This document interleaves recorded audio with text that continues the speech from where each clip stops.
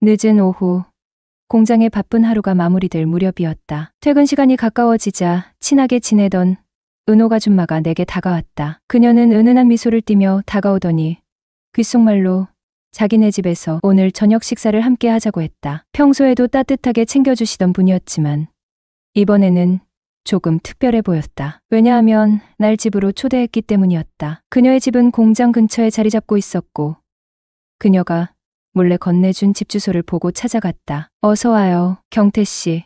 잠시만 앉아 계세요. 주방에서 저녁 준비를 하는 그녀의 뒷모습을 보다 나는 무심코 오늘도 청바지 입었네요. 뒷모습만 보면 정말 아가씨로 오해하겠어요. 은옥 씨 뒤태는 정말이지 놀랍다니깐 라고 말했다. 내 칭찬에 그녀는 소녀처럼 웃으며 또 그런다. 청바지 입을 때마다 그렇게 놀리기에요 라고 대답했다. 뭐 내가 없는 소리 지어내서 한 것도 아니고 내가 이쁘다고 하니깐 싫으세요? 아뇨, 꼭 그런 건 아닌데 괜히 놀리는 것 같아서요. 사람 속고만 살았나. 놀리는 거 아니고 진심이에요. 이후 된장찌개와 정성껏 준비한 밑반찬들로 한상 가득 밥상이 차려졌다. 정말 맛있네요. 저 이런 식사 오랜만이에요. 라고 감탄하자 그녀는 앞으로 종종 식사하러 오세요? 저도 같이 먹으니 정말 좋네요. 라고 답했다. 설거지를 마치고 그녀와 동네를 산책하게 됐다. 그날따라 몸매를 과시하듯 딱 달라붙는 운동복으로 갈아입은 그녀는 매력을 뽐내고 싶어 작정한 듯 내 옆에 달라붙어 걸었다. 걷는 동안 우리는 사소한 이야기부터 조금은 개인적인 이야기까지 자연스럽게 나누게 됐다. 저녁도 잘 얻어먹었는데 제가 뭘로 보답하면 좋을까요? 보답이라뇨. 난 그저 아저씨랑 친하게 지내고 싶어. 그런 건데 친하게 지내면 좋죠. 근데 어느 정도 친하게 지내고 싶으신데요. 하하. 왜요? 내가 하자는 대로 아저씨가 따라 줄 거예요? 은옥 씨가 원하는 대로 해드리죠. 그럼 낮에는 직장 동료로 밤에는 서방님으로 어때요? 서방님이라고요. 하하, 그거 나쁘지만은 않네요. 서로 빈자리를 채워주면 외롭지도 않고 좋지요. 안녕하세요. 결혼 17년 차, 기러기 아빠 3년 차, 아들 하나 둔 남자입니다. 원래 시골 사람은 아닌데 직장 문제로 어찌어찌 하다 보니 터전을 잡은 곳이 지방의 작은 도시가 됐습니다. 와이프는 서울 사람입니다. 결혼 전에는 와이프도 시골에 내려와 오손도손 살자고 그랬습니다. 그녀는 결혼 전에 지방에 내려와 함께 살자고 제안했다. 시집가면 남편을 따라야죠. 라는 말은 얼마나 달콤했던가. 그러나 그 말이 현실에서 얼마나 유지될지는 아무도 알 수 없는 법이다. 아들이 점점 자라나면서 아내는 교육 문제를 들먹이기 시작했다. 아이가 더 좋은 환경에서 자라야 한다고 했다. 처음에는 가까운 대전으로 이사를 고려했다. 대전이라면 그나마 내가 있는 도시와 멀지 않아 주말마다 왕래가 가능할 터였다. 하지만 아내는 대전이 아니라 서울로 가야겠다고 우겼다. 차라리 서울이 나아. 친정도 가깝고 아이도 더 좋은 교육을 받을 수 있잖아. 그 말에 밀려 결국 서울행이 결정되었다. 아내와 아들이 서울로 올라간 지 어느덧 3년이 흘렀다. 처음에는 적응하기 힘들 줄 알았다. 하지만 현실은 생각보다 더 고되었다. 한 달에 400만 원이라는 적지 않은 생활비를 붙여주며 나는 지방 소도시에서 혼자 외롭게 살아가야 했다. 주말에는 서울로 자주 올라가려고 노력했다. 아들과 시간을 보내고 아내와 함께 식사를 하며 가족이라는 이름을 유지하려고 애썼다. 하지만 시간이 지날수록 서울로 올라가는 발걸음은 점점 줄어들었다. 사람 사는 게 이런 건가? 라는 회의가 들기 시작했다. 우울증, 비슷한 증세도 생겼다. 내가 왜 이렇게 살고 있는 걸까? 내 가족은 정말 여기에 있는 게 맞을까? 나는 그저 돈을 벌어다 주는 기계에 불과한 걸까? 서울로 올라가는 날도, 다시 지방으로 내려오는 날도, 머릿속은 이런 질문들로 가득 찼다. 아내와 아들이 서울로 떠난 뒤, 집안꼴은 엉망진창이 되었다. 나 혼자서는 집을 제대로 관리할 수 없었다. 설거지는 쌓여가고, 먼지도 쌓여가고 점점 나는 집안일에 손을 놓게 되었다. 결국 직원에게 부탁해 일주일에 한 번 청소해 줄 사람을 구해달라고 했다. 그나마 이 집이 집답게 유지되는 건 그분 덕이었다. 그러던 어느 날 몸살이 심하게 나서 일요일 내내 집에 누워 있어야 했다. 이 상황을 아내에게 이야기하자 그녀는 일 있다며 내려오지 못하겠다고 했다. 평소 같았으면 그저 그럴 수 있지라고 생각했을 텐데 그날은 아니었다. 침대에 누워 천장을 바라보며 이런 생각이 들었다. 이 결혼 생활을 유지해야 할 이유가 뭘까? 나는 이 가족의 일부로서 살아가고 있는 게 맞을까? 아내에게 몇 번이고 외로움을 호소했다. 나 혼자 이러고 사는 게 너무 힘들어. 내려와서 우리 같이 살자. 하지만 돌아오는 대답은 늘 똑같았다. 애도 아니고 왜 자꾸 그러는 거야? 그 말을 들을 때마다 마음속 어딘가가 조금씩 금이 갔다.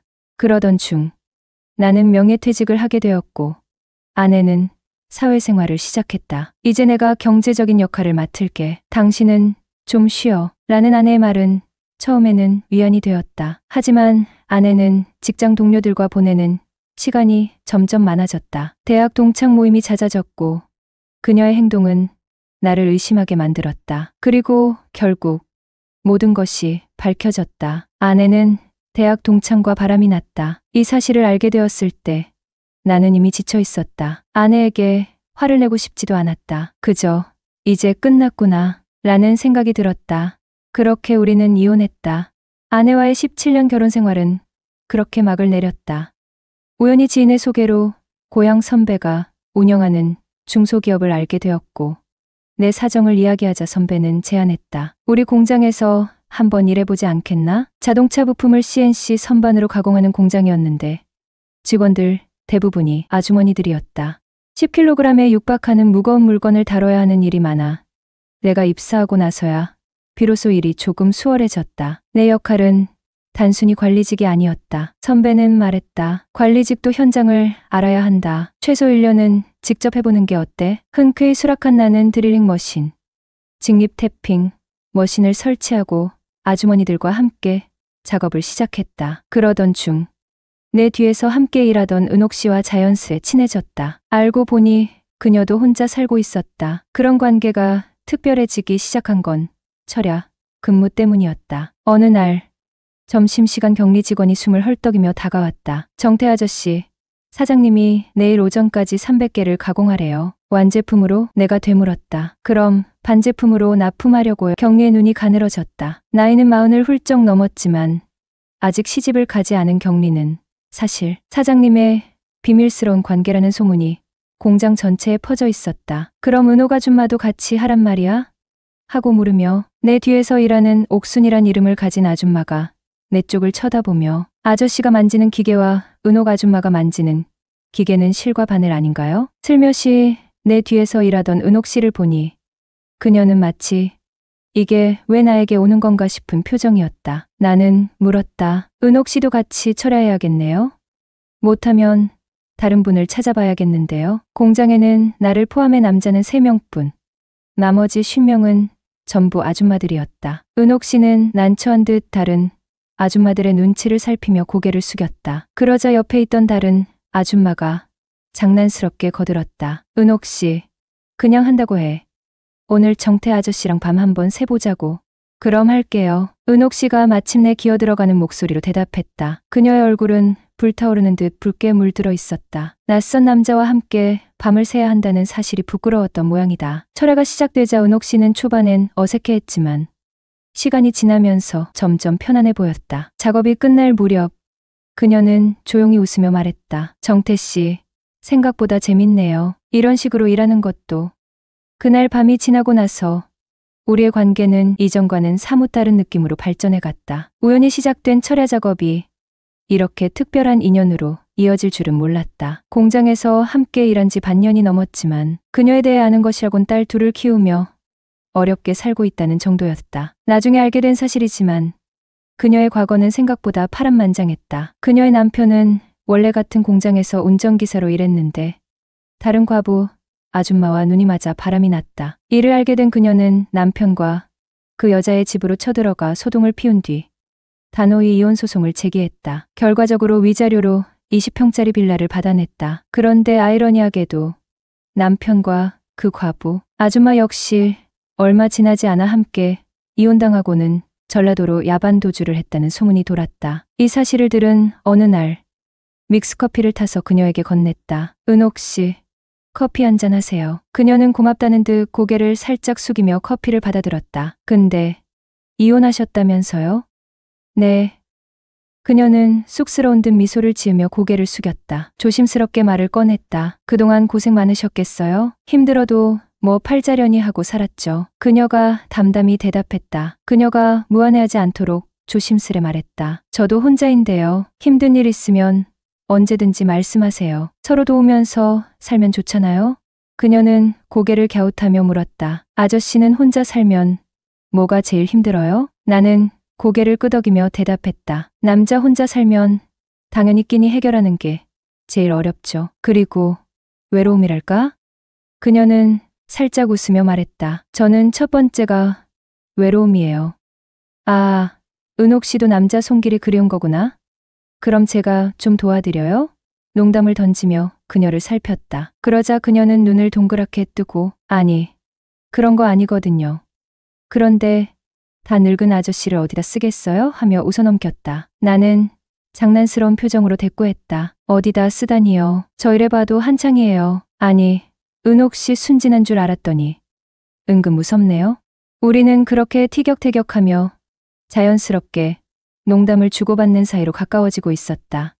한 달쯤 지나고 나서 그녀와 식사 자리를 마련하게 되었습니다. 그날은 한여름의 더운 날씨 탓인지 그녀는 개나리색 하늘하늘한 원피스를 입고 평소보다 공들인 화장을 하고 나왔습니다. 50대 중반이라는 나이가 믿기지 않을 정도로 단아하면서도 세련된 모습에 순간 말을 잃었습니다. 단순히 공장에서 보던 모습과는 사뭇 다른 그녀의 모습에 설렘이 밀려왔죠. 식사를 마치고 나서는 소화도 시킬 겸 드라이브를 나갔습니다. 차 안에서는 라디오에서 흘러나오는 80년대 가요가 분위기를 더했죠. 이야기를 나누며 웃고 떠들다 보니 어느새 한적한 강변 다리 밑에 도착했습니다. 그녀를 바라보며 가볍게 웃으며 말을 건넸습니다. 아주머니랑 이렇게 대화가 잘 통할 줄은 몰랐어요. 우리가 뭐랄까 생각이나 마음이 은근 잘 맞는 것 같네요. 언제부터 이렇게 편했나 싶어요. 그녀는 잠시 머뭇거리다 고개를 끄덕이며 부드럽게 웃어 보였습니다. 그러게요. 가끔씩 대화하다 보면 저도 그런 생각이 들더라고요. 뭐랄까 외롭다는 느낌이 조금은 덜해지는 것 같다고 해야 하나. 그 대답이 묘하게 따뜻하게 느껴졌습니다. 갑자기 우리 사이를 지배하던 공기가 부드러워지고 말을 이어가는 것도 자연스러워졌죠. 제가 장난스럽게 말을 꺼냈습니다. 우리 가끔 만나서 이렇게 데이트 같은 거 하는 건 어때요? 서로 외로운 처지인데 나쁘지 않잖아요?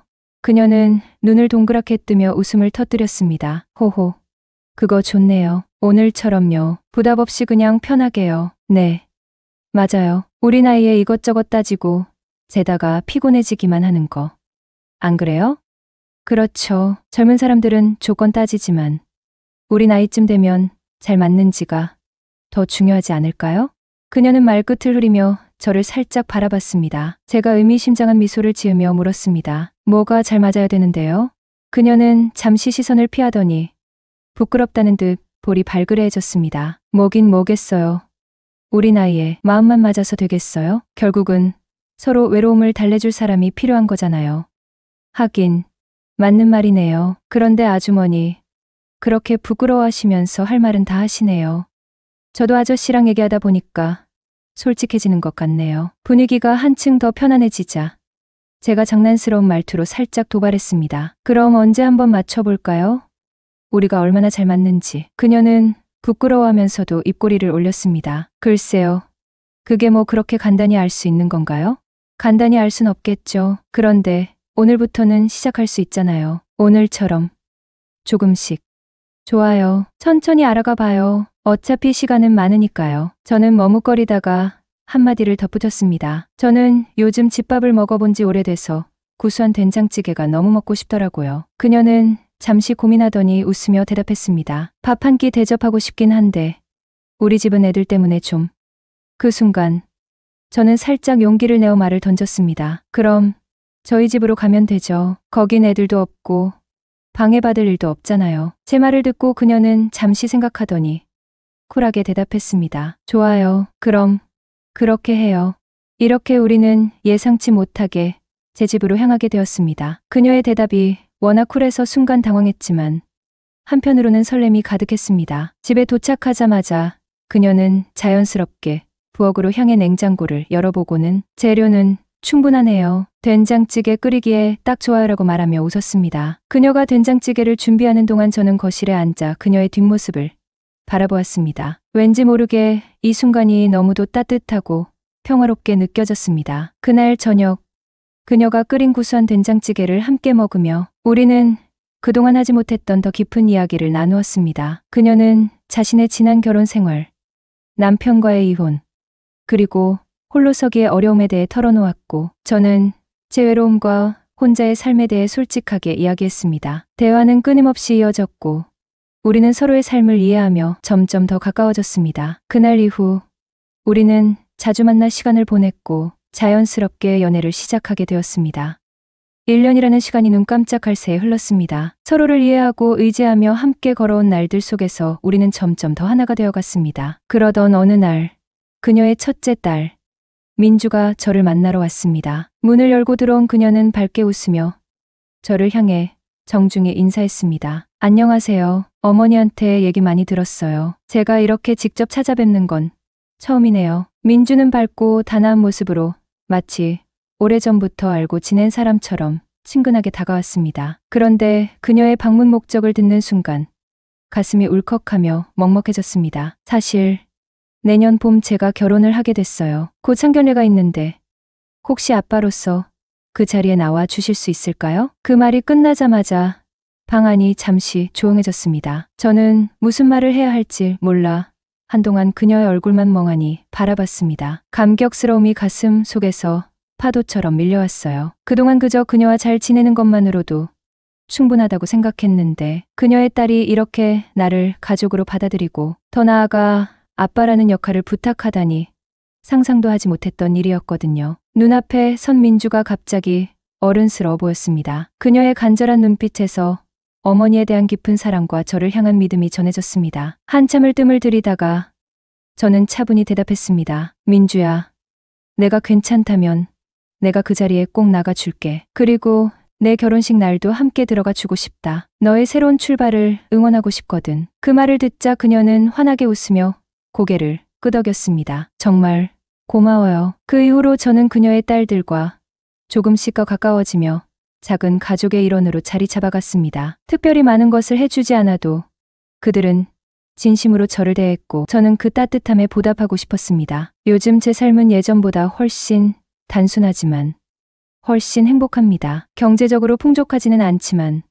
새로운 가족들과 함께하는 소소한 일상이 제게는 세상 무엇과도 바꿀 수 없는 소중한 선물입니다. 세상에 혼자가 아닌 누군가와 함께 산다는 것, 그것이 이렇게도 큰 위로와 힘이 될 줄 몰랐습니다. 이제는 그녀와 그녀의 가족들과 함께하는 하루하루가 저희 삶을 채우는 전부입니다. 가족은 우리가 가장 약할 때 힘이 되어주고 가장 강할 때 함께 기뻐하는 존재이다. 흐르는 건지 강우는 불만으로 입이 대빨 튀어나왔다.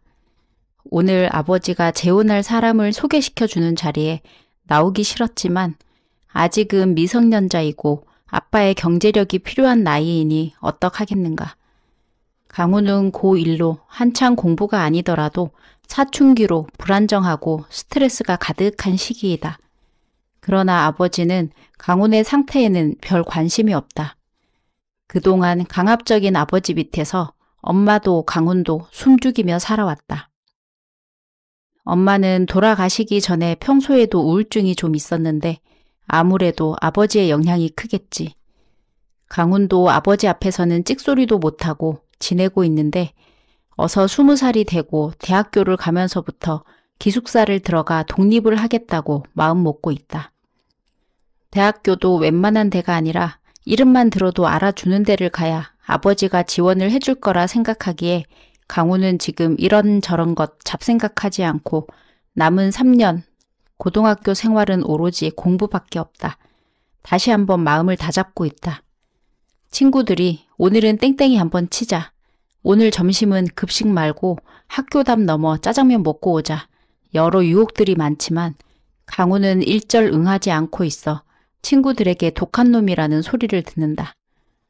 강우는 그렇게 독하게 살고 있는 자신에 비해 아버지는 새로운 여자 만나 연애도 하고 참 팔자 좋다는 생각이 든다. 얼마나 대단한 여자길래 아버지 마음을 사로잡았나 궁금하기도 하다.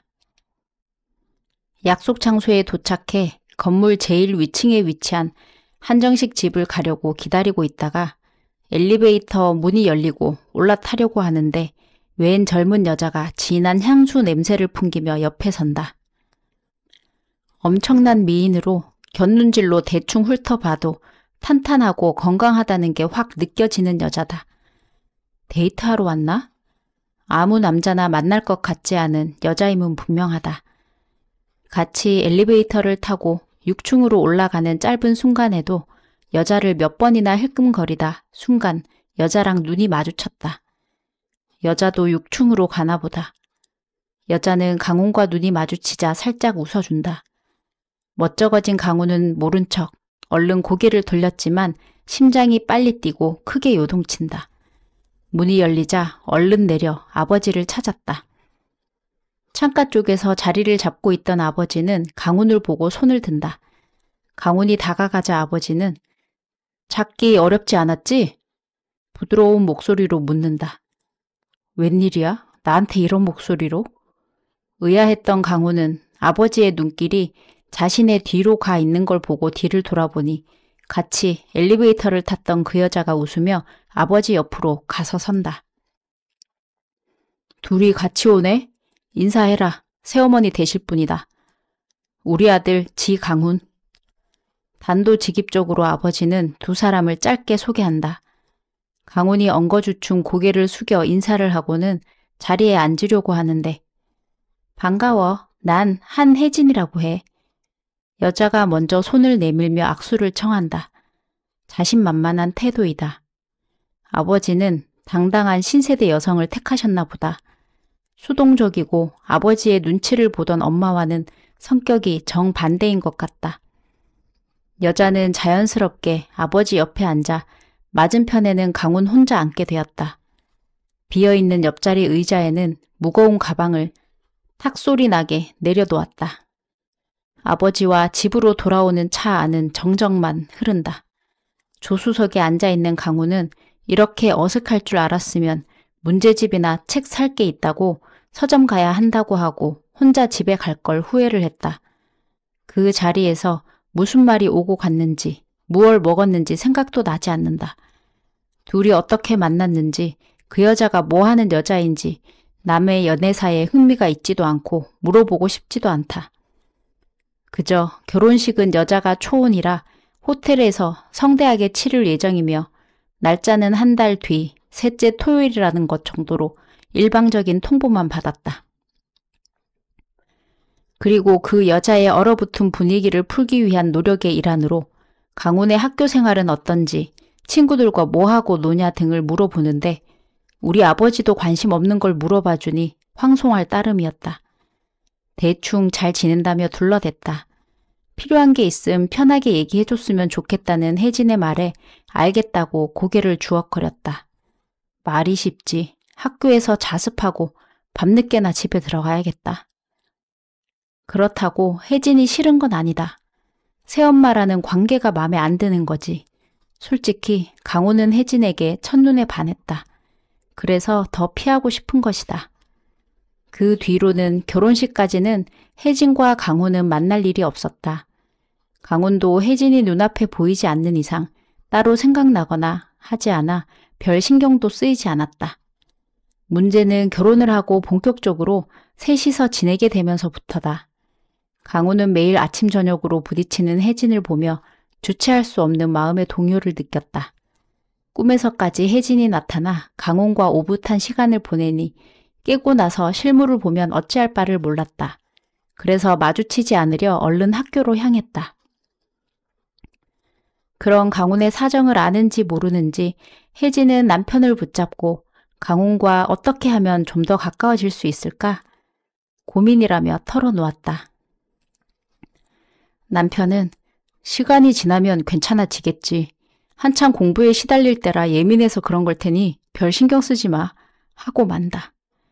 두 부자의 사이가 살갑지 않다는 건 알고 있었지만 무심해도 여간 무심한 게 아니다. 고등학생이라도 아직은 애고 엄마의 손길이 필요한 나이일 텐데. 모처럼 토요일에 늦잠을 자고 거실로 나온 강훈은 깜짝 놀랬지만 티를 내지 않으려고 했었다. 혜진이 거실에서 요가 매트를 깔아놓고 열심히 요가를 하고 있었다. 혜진은 요가 강사라고 했다. 이제까지 집에서 요가하는 걸 본 적이 없는데 아마 큰 방에서 혼자 조용히 했었나 보다. 오늘은 왜 거실에서 하고 있는 거지? 강훈아. 네. 아줌마라고 부르기도 뭐하고 새어머니라고 하기에도 못하다. 대충 얼버무리자 혜진이 강훈에게 다가오며 아침을 차려주겠다며 씻고 나오란다. 그냥 평소처럼 새벽 일찍 일어나서 독서실에 나갈걸. 어색한 기류에 숨이 막히고 밥도 목구멍으로 넘어가지 않는다. 차려줬으면 그냥 가서 운동이나 할 것이지. 왜 앞에 앉아서 남 먹는 걸 빤히 쳐다보고 있는 건지. 눈을 어디다 둬야 할지도 모르겠다. 나 오후에 백화점에 갈 일이 있어서 같이 갈 수 있을까? 아빠는 주말도 바쁘시네. 저도 공부하러 독서실 가야 돼서 어려울 것 같다는 얘기를 하려는데 내가 워낙 선택 장애가 심해서 누군가 같이 쇼핑을 가야지 아니면 하루 종일 돌아다니면서 고민만 하다 아무것도 못 사고 돌아온다니까? 바람 좀 쐴 겸 같이 가자. 내가 맛있는 거 살게. 마치 친한 친구한테 얘기하는 식이다. 결국 강우는 혜진의 부탁을 들어주기로 하고 둘은 백화점으로 향했다. 젊은 새어머니는 유쾌한 사람이었다. 강훈의 팔짱을 끼고 다니며 마음에 드는 물건이 있으면 어때? 나한테 어울려? 물어보고 입어보기도 하고 마치 여자친구가 있다면 이런 느낌일 것 같다. 처음에는 팔짱 끼고 다니는 게 어색해 피하려고 했지만 새어머니가 자연스럽게 행동하는데 강훈만 신경 쓰면 촌스럽고 어리게 보일까봐 일부러 아무렇지 않게 행동했다. 혜진은 매장을 몇 군데 돌며 집안 살림에 필요한 몇 가지 조리 도구도 사고 강훈의 옷과 운동화도 사줬다. 이런 물질 공세로 강훈의 마음을 사려는 게 뻔히 보였지만 혜진이 아니라는 듯 행동하는 게 귀여워 보였다. 그렇게 하루 종일 붙어 다니고 밥도 먹고 하다 보니 어색한 게 많이 줄었다. 강훈은 오랜만에 밖에 나와 햄버거를 먹고 싶었는데 말은 하지 못하고 혜진이 가는 대로 끌려가고 있는데 그런 강훈을 눈치채고 혜진이 먼저 햄버거를 먹자고 잡아 끌었다. 몸매 관리한다고 싫어할 줄 알았는데 강훈을 위해 양보해 준 건가 싶었다. 생각보다 괜찮은 사람인 것 같다. 햄버거 맛있다. 근데 내가 만든 게 더 맛있을걸? 혹시 먹고 싶은 거 있으면 얘기해. 나 요리 솜씨 꽤 쓸만해. 이래봬도 금손이거든. 주로 혜진이 얘기하고 강훈은 듣고 대답만 하는 시간이었지만 즐거운 시간이었다. 과묵한 강훈도 분위기에 휩쓸려 몇 가지 정보를 흘렸다. 밥보다는 여러 가지 군것질거리를 좋아한다고 하니 그날부터 틈만 나면 혜진은 이것저것 간식을 만들어주며 자연스럽게 강훈의 방에도 계속 들락날락하게 되었다. 거기서부터 일이 생겼다. 공부에 파묻혀 사는 강훈이긴 하지만 한창인 사춘기 소년인 것이다. 집에 아무도 없는 걸 확인한 강훈은 책 대신 컴퓨터를 켜고 영상을 보기 시작했다. 너무 몰입하고 있었는지 문 열리는 소리도 듣지 못했는데 싸한 느낌의 뒤를 돌아보니 혜진이 방에 들어와 있었다. 순간 당황해 어쩔 줄 몰라 하는데 혜진은 별거 아니라는 듯 태연하게 마무리해주고 나갔다. 무슨 일이 벌어진 거지? 강훈은 한참 동안 움직이지도 못하고 그대로 얼어 있었다. 제발 꿈이길 바랬지만 꿈이 아니었다. 강훈은 그 일로 충격 아닌 충격을 받고 혜진을 피해 다녔다. 혜진은 매일 밤늦게 몰래 집에 들어서는 강훈을 오늘은 작정하고 기다렸는지 방으로 따라 들어와 한창 그럴 나이라며 당연한 거다라고 혹시 또 엄마 도움 필요하면 얘기하라고 했다. 그 뒤로 혜진은 강훈에게 이제는 내가 너의 도움이 필요해. 도와줘. 라며 강훈에게 수시로 도움을 요청했다. 강훈아, 스파게티 만들 건데 소스 뚜껑이 안 따지네? 도와줄래? 혹시 얼마 전에 산 줄무늬 티셔츠 못 보셨어요? 둘은 서로를 위로해주고 도우는 사이가 되었고 그러면서 자연스럽게 사이는 물론 엄청 좋아졌다. 아빠는 혜진과 강훈이 살갑게 지내는 걸 보고는 한시름 던 표정으로 만족하며 지금처럼만 서로 아끼고 잘 지내라고 했다.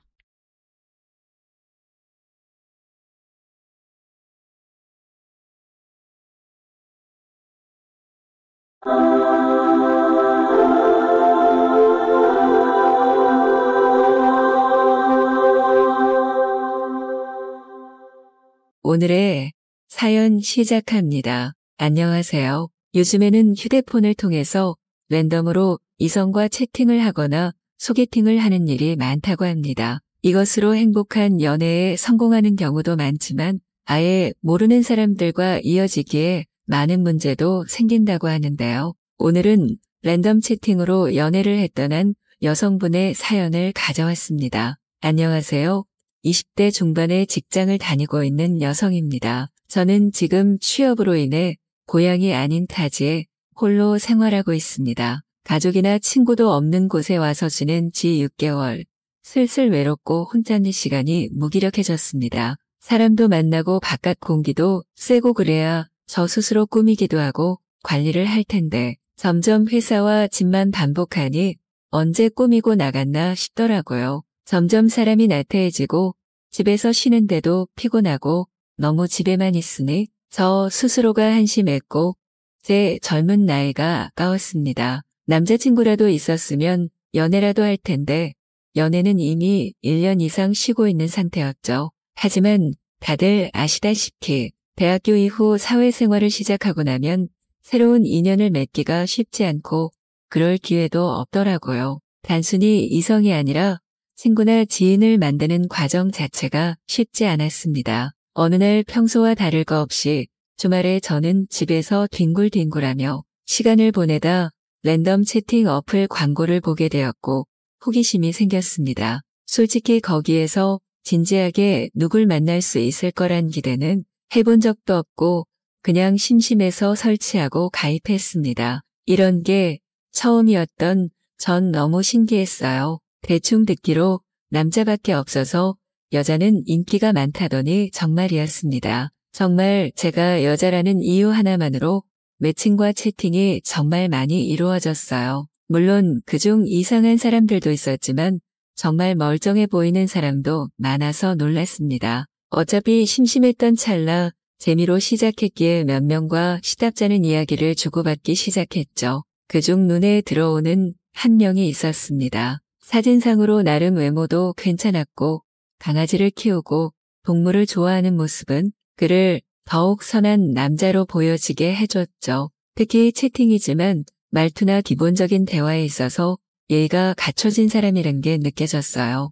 며칠간 이야기를 주고받으며 조금씩 서로에 대해 알아갔고 저보다 3살 많은 직장인에 같은 서울 사람이었죠. 다른 남자들과 달리 만남에 집착하거나 이상한 목적을 가진 사람이 아니었어서 채팅만으로도 점점 가까워져 갔습니다. 그와 연락을 한 뒤로 다른 남자들의 채팅은 그냥 귀찮았고 연락하지 않았어요. 그와 서로 공감되는 이야기도 하고 직장에 관한 스트레스, 외로움에 관한 이야기나 취미에 대해서도 주고받았죠. 이러다 보니 정말 신기하게도 호감이라는 게 생기더라고요. 물론 사진만 보았을 때도 호감형이긴 했죠. 근데 그 이상의 호감이 생겨가는 겁니다. 갈수록 괜찮은 느낌, 그리고 그건 그도 마찬가지였는지 점점 저에 대해 호감의 표현을 하기 시작했고 그게 또 싫지 않았습니다. 저도 어느 순간 같이 호감 표현을 하고 있었으니까요.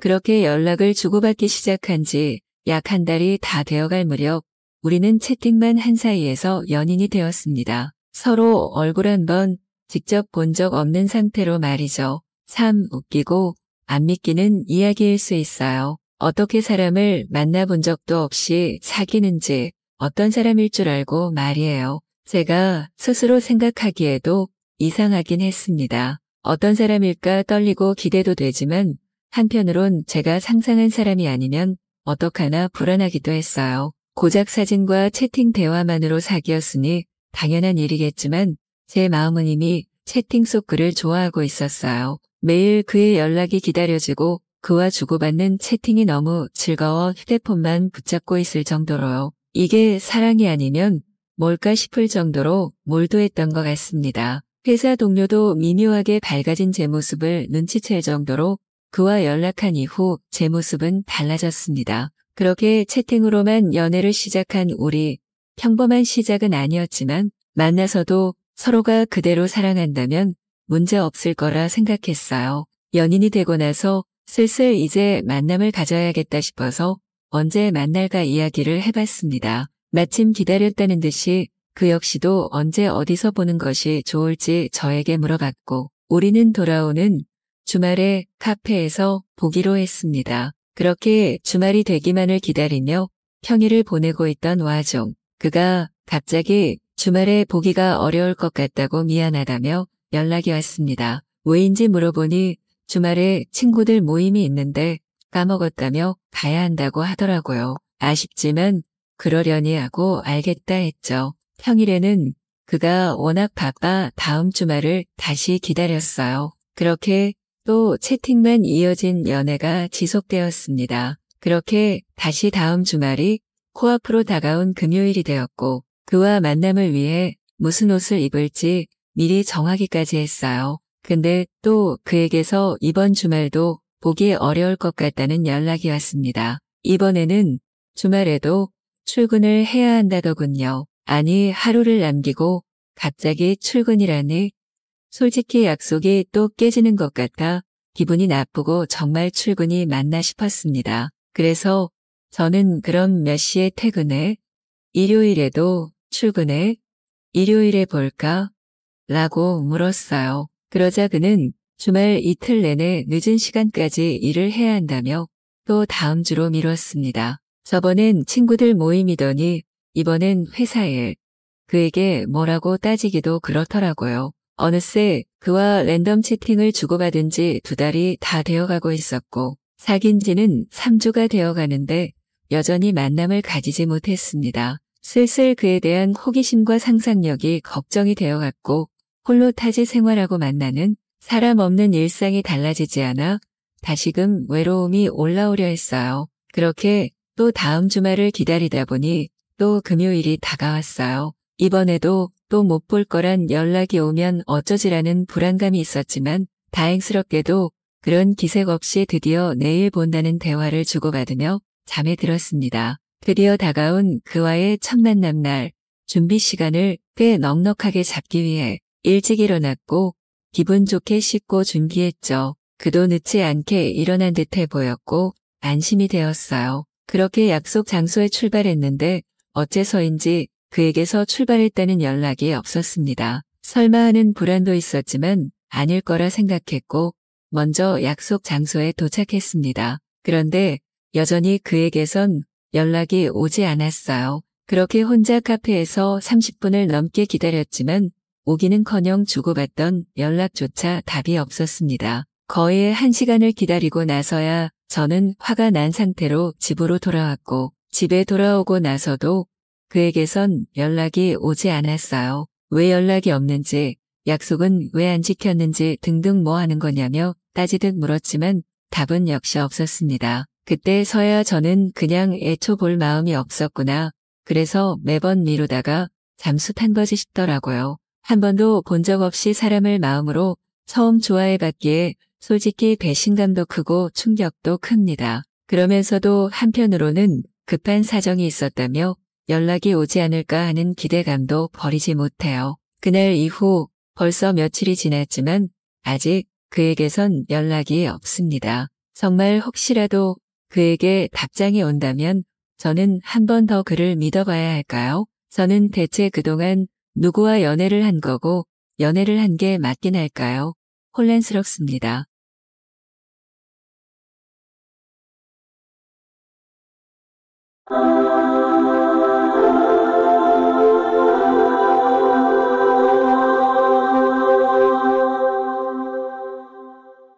오늘의 사연 시작합니다. 안녕하세요. 지난날에 애틋했던 사랑 이야기를 읊어보고 싶은 남성 애청자입니다. 아름다웠던 청춘기, 그때의 꿈결 같은 사랑은 언제나 사람을 애수에 젖게 하지요. 그리고 저의 짧은 옛사랑 속에는 아름다운 그녀가 있었습니다. 저와 그녀는 시인 교실에서 처음 만났습니다. 저는 당시에 작은 출판사에서 일하던 초보 편집자였고 학창 시절부터 시에 관심 있어서 등단을 목표로 시를 쓰던 중이었습니다. 그래서 문우들과 어울려서 글을 같이 읽고 토론할 자리가 필요했고 잘 아는 시인분이 운영하시는 예비 등단 시인 모임에 참석해서 시를 쓰고 강평받는 기회를 가지게 되었습니다. 그리고 거기서 그녀를 처음 만났습니다. 그녀는 매우 아름답고 지적인 숙녀였고 당시의 여성들이 그러하듯이 결혼 전에 요리며 꽃꽂이 같은 것을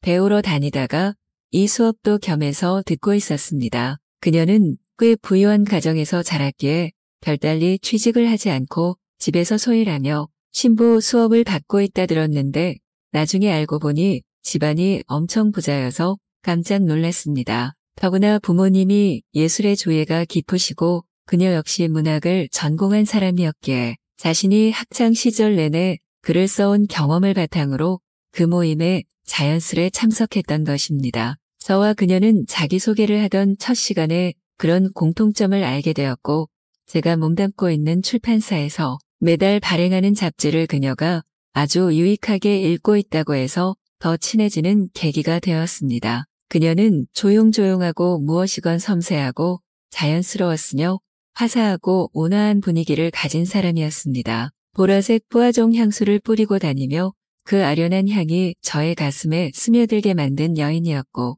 초여름 별빛처럼 단정한 귀고리를 작은 두 귀에 달고 있었습니다. 낙엽빛 같은 고상한 캐시미어 투피스를 입고 저와 함께 덕수궁 돌담길을 걸으며 각자의 인생과 미래에 대해 더 없는 대화를 이어가던 날을 저는 아직도 잊지 못합니다. 그날 저는 그녀와 사귀고 싶다는 말을 목에 걸린 가시처럼 내뱉지도 못하고 삼키지도 못한 채 마음 절절히 담아두고 아쉬운 발걸음을 돌려야 했습니다. 그녀가 좋아하던 진보랏빛 아이리스가 그녀의 세련되고 날렵한 몸매와 너무 닮았다 생각하며 그녀를 위해 그 꽃을 샀고 가수 이문세의 노래를 들으며 우리는 광화문에서 함박 스테이크를 먹었습니다. 그녀는 부모님이 정해준 남자와 한창 만나는 중이라고 했고 저는 그 말에 가슴이 무너질 듯 조용히 전율이 왔던 것을 아직도 기억합니다. 레스토랑 안에서 많은 사람들이 촛대 위로 그윽한 시선을 주며 자신들의 사랑을 언약하고 반지를 주고받고 막연히 함께할 미래도 내다보는데 저는 그저 만나면 편한 글동무 정도 밖에 되지 않는다는 것이 너무 마음 아팠고 힘이 들었습니다. 그리고 월마다 많은 글을 읽고 수많은 문인들을 만나서 원고 청탁을 하며 바쁘게 사는 한편 그녀의 부화종, 그 독약이 가진 사랑의 독성에 신음하는 가여운 짐승이란 사실도 힘겹게 깨닫고 있었습니다. 그녀를 때때로 서점에서 마주치는 일도 있었고 어느 날은 그녀가 정혼자인 듯한 남자와 공원 산책을 하는 것을 본 적도 있었습니다. 둘 다 너무 행복해 보였고 그녀는 제가 단 한 번도 본 적 없는 애틋한 눈길로 그 남자를 올려다보았습니다. 둘은 선남선녀란 말이 딱 어울리게 아름다웠고 그 반면에 멀찍이서 그들을 엿보고 있는 저 자신은 초라해서 미칠 것만 같았습니다. 집으로 오는 내내 저는 몇 번이나 주춤거리며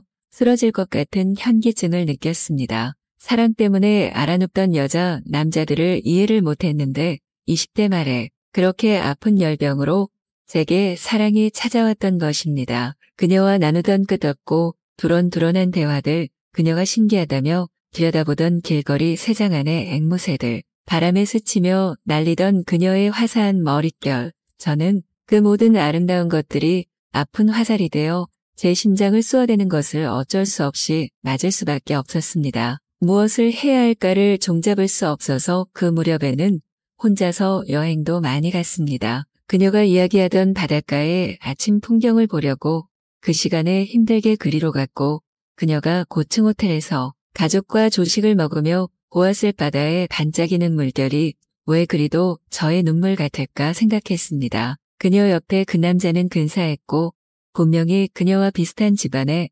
재력도 충분할 사람일 것이고 심적으로도 더할 나위 없이 여유롭기에 분명히 그녀에게 평온한 인생을 선물할 것이었습니다. 그런 생각을 하다 보니 더욱 제 자신이 초라해졌습니다. 시쓰기 모임에 갈 때마다 늘 똑같은 옷을 입고 갔던 저 그 조잡한 천으로 만들어진 촌스런 잠바를 세탁기에 돌려서 쭈글쭈글 탈수된 모양을 표내가며 입고 갔던 날도 있었습니다. 그런 저와 같이 차를 마시러 가서 그녀가 얼마나 난감했을까를 그제야 떠올리기도 했습니다. 물론 마음이 너그러운 그녀는 그런 것으로 저를 힘들게 하지 않았고 전혀 티내지 않으며 제게 편하게 대해 주었습니다. 그러면서 너무 많은 날들이 흘러가도 절대 잊지 못할 100만 불짜리 미소로 제 마음을 훔쳐버리고는 자신은 이미 정해진 남자가 있다고 아주 걱정 근심도 없는 말투로 제게 이야기했지요. 그 무렵 저는